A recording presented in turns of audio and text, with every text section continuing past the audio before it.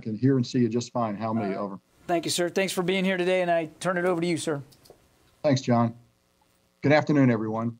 I'm here to announce the completion of our withdrawal from Afghanistan and the end of the military mission to evacuate American citizens, third country nationals, and vulnerable Afghans.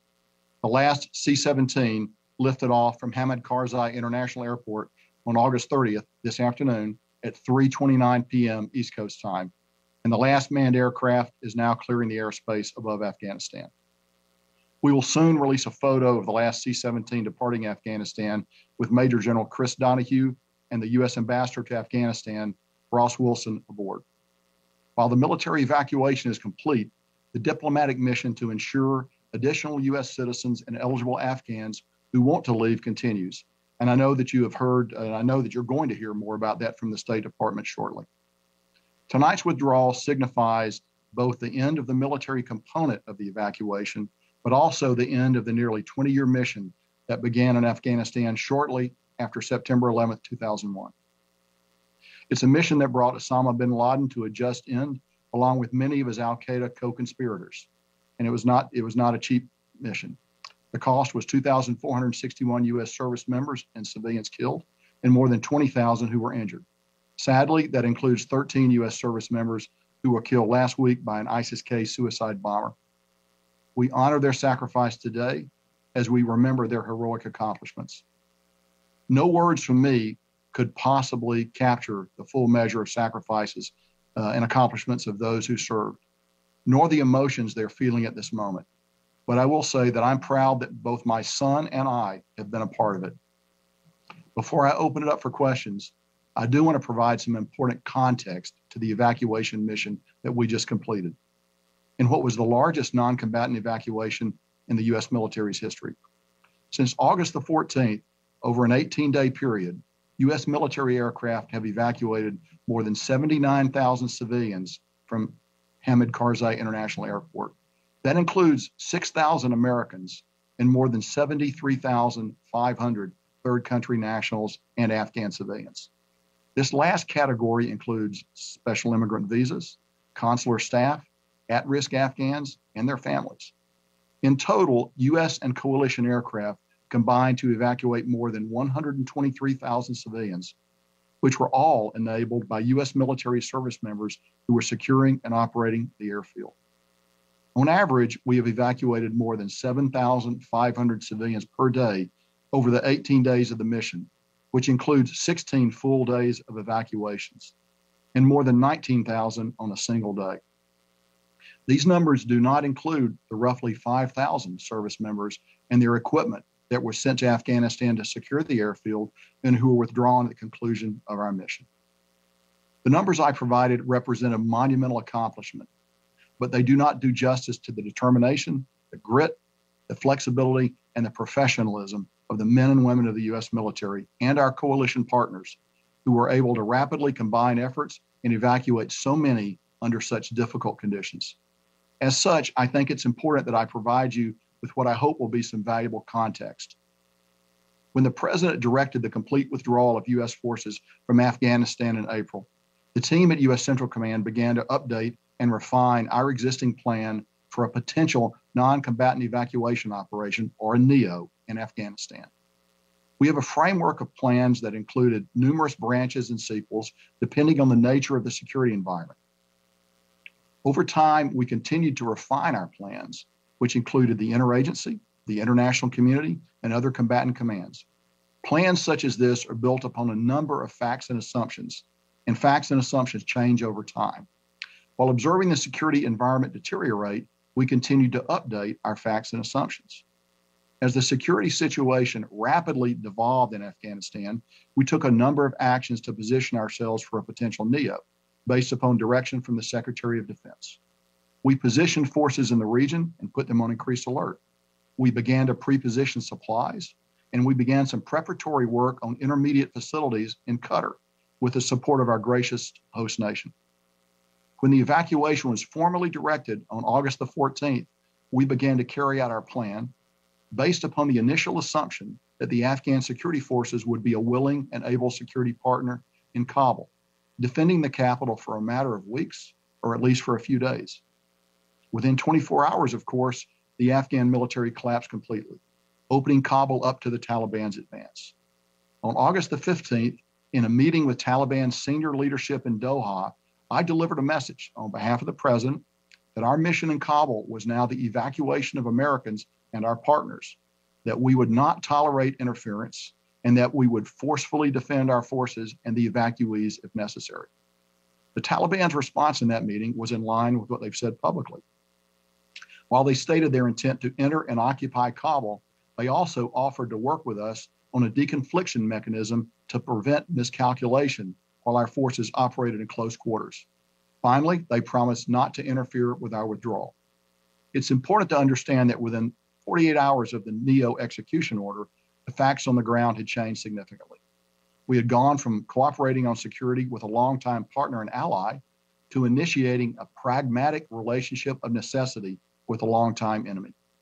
Into that environment, Rear Admiral Pete Vaisley and Brigadier General Farrell Sullivan of the Marines, and subsequently Major General Chris Donahue of the Army's 82nd Airborne Division, deployed and employed their forces and did extraordinary work with the leading elements of our reinforcement package to safely close the embassy in one period of darkness, or one evening, to establish a deconfliction mechanism with the Taliban, to establish security at the airport, and to bring in the rest of our reinforcements into the airport. They accomplished this difficult list of tasks within 48 hours of supporting the transfer of the embassy to the airport. I visited Kabul on Tuesday, August the 17th, to see the work being done to establish security firsthand and to observe the transition to the evacuation.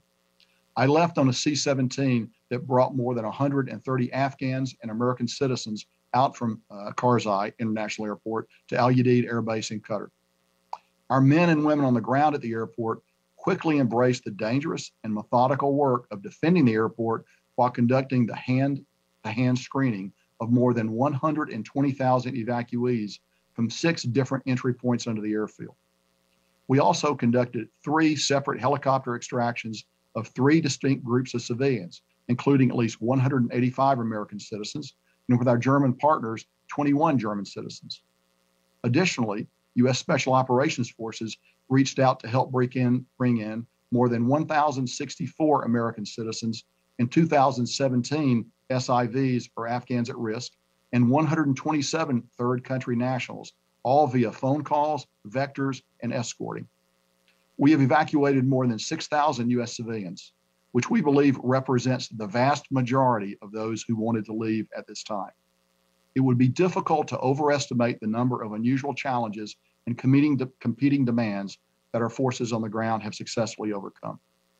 The threat to our forces, particularly from ISIS-K, was very real and tragically resulted in the loss of 13 service members and dozens of Afghan civilians. I've said this before, but I'd like to say it again. We greatly appreciate the contributions of the many coalition partners that stood with us on the ground at Karzai International Airport.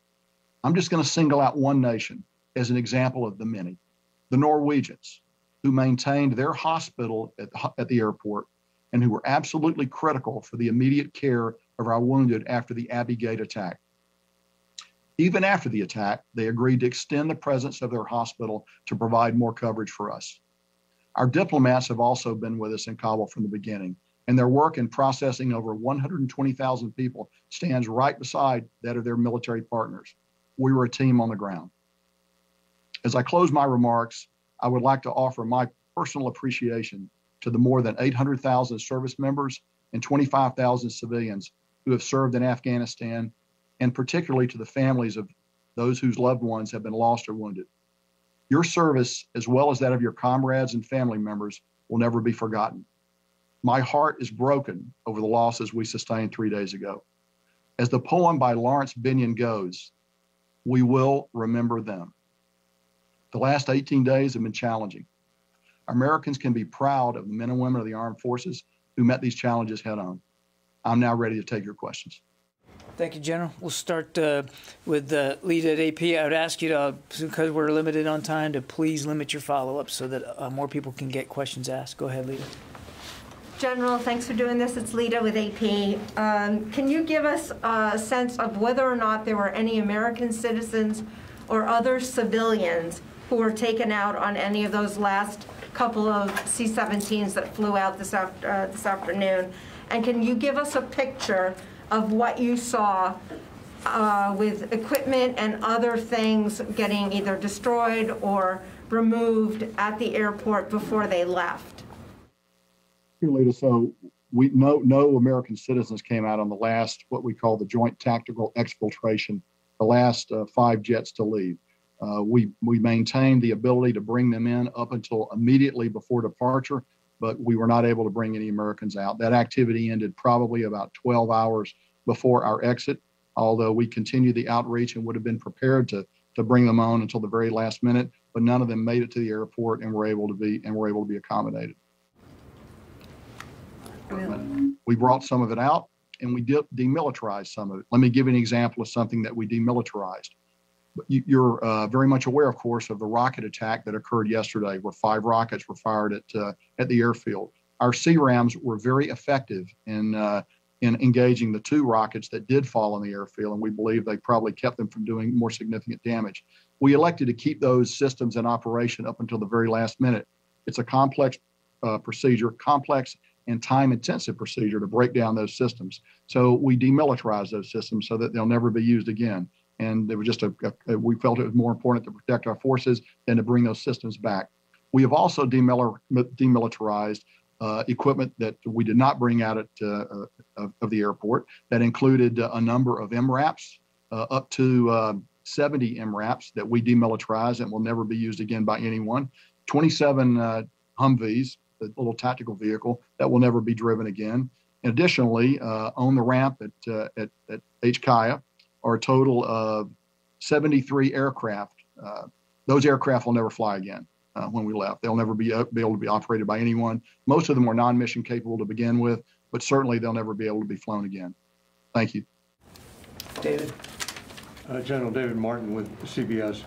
Was there any attempt to interfere with the final flights out, either by the Taliban or by ISIS or any other group? And at the end, did Americans just vacate the premises, or did they turn it over to the Taliban? Oh, we know that ISIS-K has worked very, very hard to strike us and to continue to strike us. We feel that the strike we took yesterday in Kabul actually was very disruptive to their attack plans and threw them off stride. And I think that was one of the significant reasons why they were not able to organize themselves and get after us as we conducted the final withdrawal. I will tell you, the Taliban have been very pragmatic and very businesslike as we have approached this withdrawal. We did not turn it over to the Taliban. General Donahue, one of the last things he did before leaving was talk to the Taliban commander that he had been coordinating with as soon as about the time we were going to leave, just to let them know that we were leaving. But there was no discussion of turning anything over of that at all. Jen. General McKinsley, Jennifer Griffin from Fox News. If I could just have you reflect personally, after 20 years of war, you've served there, you've now watched the last troops leave, you've lost troops in recent days. How did it feel leaving Afghanistan to the very group that you overthrew 20 years ago, the Taliban? Well, as I sort of said in my remarks, as you know, I've been there a couple times. My son's been there a couple times. And it was I was very conflicted, actually. But I would tell you, I was pretty much focused on the task at hand. I'll have days ahead to actually think about that, but there was just so much going on in this headquarters, and we were so completely focused on getting our troops out and in the days before getting our citizens out and vulnerable Afghans to the best of our ability, that I did not have a lot of time for reflection. I'm sure I will do that in the future, but right now I'm pretty much consumed with the operational task at hand. That's a good question, and I am going to be thinking about that in the days ahead. Your message to Americans and Afghan allies who were left behind? So the military phase of this operation is ended. The diplomatic sequel to that will now begin. And I believe our Department of State is going to work very hard to allow any American citizens that are left, and we think the citizens that were not brought out number in the low, very low hundreds. I believe that we're going to be able to get those people out. I think we're also going to negotiate very hard and very aggressively to get our other Afghan partners out. The military phase is over, but our desire to bring these people out remains as intense as it was before. The weapons have just shifted, if you will, from the military realm to the diplomatic realm, and the Department of State will now take the lead on that. Nancy. So to clarify just a couple points, can you tell us how many people are on that final C-17 flight? Can you tell us where that flight is headed? And you mentioned that General Donahue talked to his Taliban, essentially his counterpart. Can you give us any sense on what role the Taliban played from a security perspective to allow the U.S. to safely depart Kabul? Yeah, so I'm not going to be able to answer the first two questions because those operations are still concluding as to where those aircraft are going and the exact disposition of our forces on the aircraft. I can tell you this, though, about what the Taliban has done. They established a firm perimeter outside of the airfield to prevent people from coming on the airfield during our departure. And we've worked that with them for a number of days. They did not have direct knowledge of our time of departure. We chose to keep that very information very restricted, but they were actually very helpful and useful to us as we closed down operations. I want to go to the phones. I haven't done that yet. Dan Lamoth. Hey, thanks for calling on me. General, can you give us a deeper level of detail on what this last day looked like in terms of number of flights, number of people you had on the ground to start with, who might have been on that last plane, particularly senior leaders, and kind of just how it's all played out? Thanks. Sure. So let me actually begin with the back end of your question. On the last airplane out was General Chris Donahue, the commander of the 82nd Airborne Division, and my ground force commander there. And he was accompanied by our Charge A, Ambassador Russ Wilson. So they came out together. So the state defense team came out on the last aircraft and were, in fact, the last people to stand on the ground, step on the airplane. So what has happened over the last 12 or 18 hours is, we first of all, we were intent on maintaining the ability to bring out Americans and other Afghans as long as we could. So we kept that capability until just a few hours ago. And we were able to bring out some people earlier in the day, although, as I've noted earlier, we had to cut it off sometime before this operation began. But we were intent on maintaining that capability. We were also intent on maintaining our force protection because the threats from ISIS were very real, very concerning. And so we did a number of things. We had overwhelming U.S. air power overhead should there have been any challenge to our departure. And again, there was absolutely no question we were not going to be challenged by the Taliban. If we're going to be challenged, it was going to be by ISIS. And I think some of the things we've done yesterday, particularly the strike, and other things we've done have disrupted their ability to conduct that attack planning. But they remain a very lethal force, and I think we would assess that probably there are at least 2,000 hardcore ISIS fighters in Afghanistan now. And of course, many of those come from the prisons that were opened a few days ago. So that number is up and is probably as high as it's ever been in quite a while. And that's going to be a challenge for the Taliban, I believe, in the days ahead. Idris. Thank you, General. Two quick questions. There were about 500 Afghan soldiers who were protecting the perimeter. Did you evacuate them and their families? And secondly, just on the airport, now that you've departed, do you believe it can take on civilian aircraft pretty soon, or will it require some type of repair or expertise? Sure. So to the best of my knowledge, which is actually pretty good, I believe we brought out all the Afghan military forces who were partnered with us to defend the airfield and their family members. I believe that has been accomplished. We need the airport to be operational, and we need the airport to be operational quickly for civilian traffic.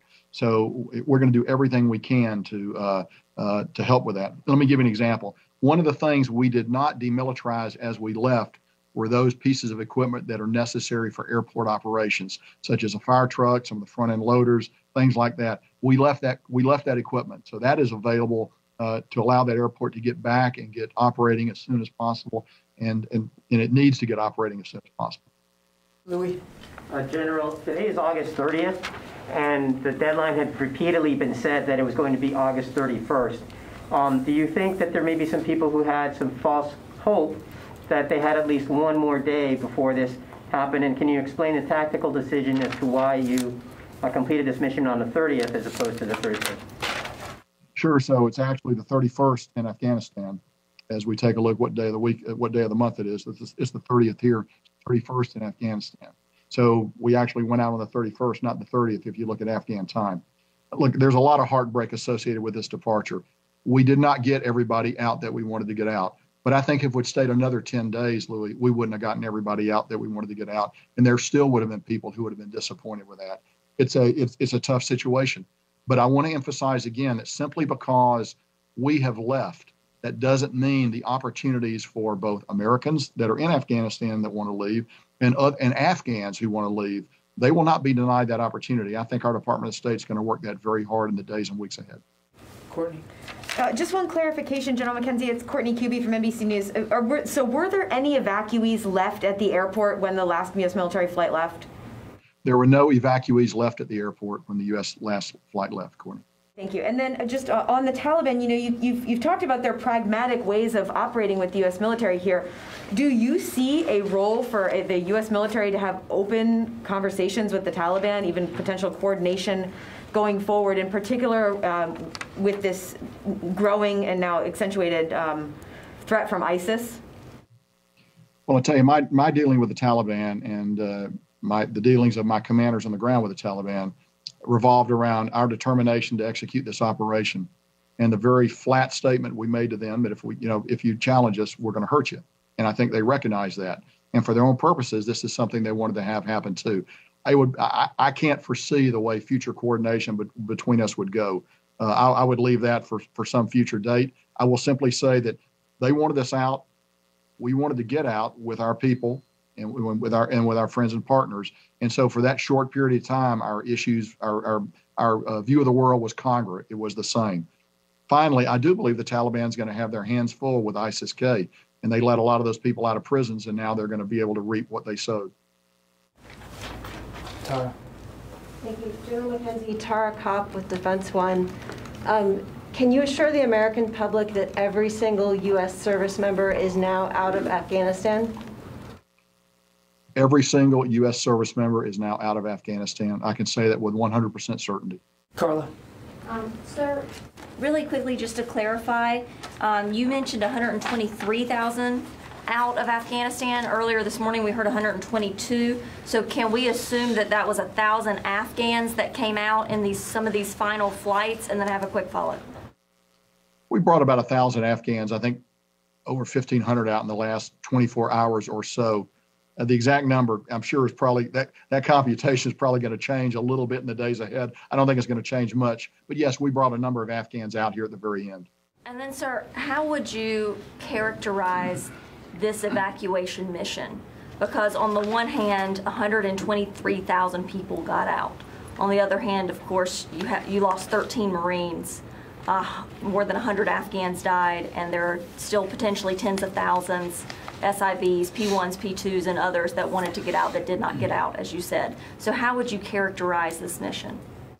Well, first of all, the 11 Marines, the soldier and the sailor that we lost, I will never forget that. That will be with me, and I know every other commander involved for the rest of our lives. We've all lost people before, and it's never an easy thing.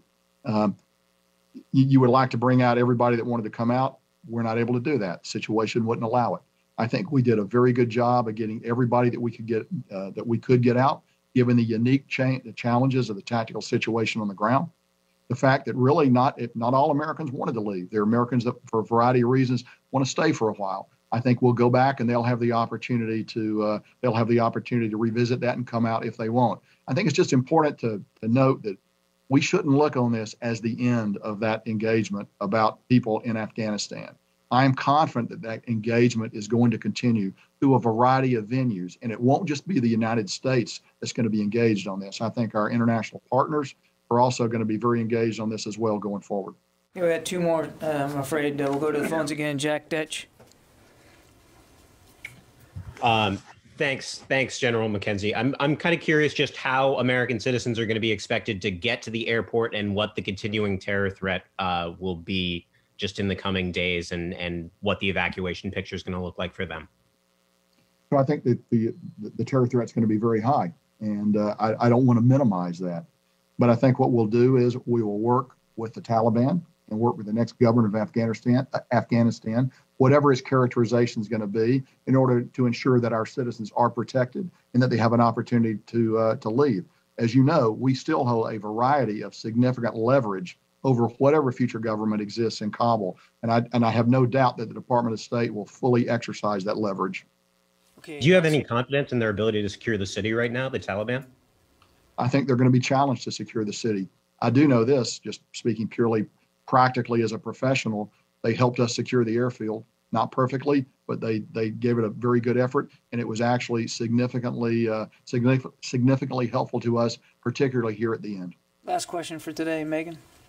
Are there any sorry, this is Megan Myers at Military Times. Are there any U.S. aircraft still doing overflights of Afghanistan, either Kabul or otherwise, looking out for potential threats? So as we have said for quite a while, we always reserve the opportunity to go after, in the CT realm, the counterterrorism realm, Al-Qaeda and ISIS when those targets present themselves. So we will always retain the ability to do that. Okay, that's about all the time we have. General, any concluding thoughts you might want to add? John, it's been a long day, and much longer actually for our forces that are coming out. The operation has gone smoothly so far, and I just look forward to recovering the force completely, getting everybody home. Thank you, General. Thanks for your time. Thank you all. Have a nice afternoon.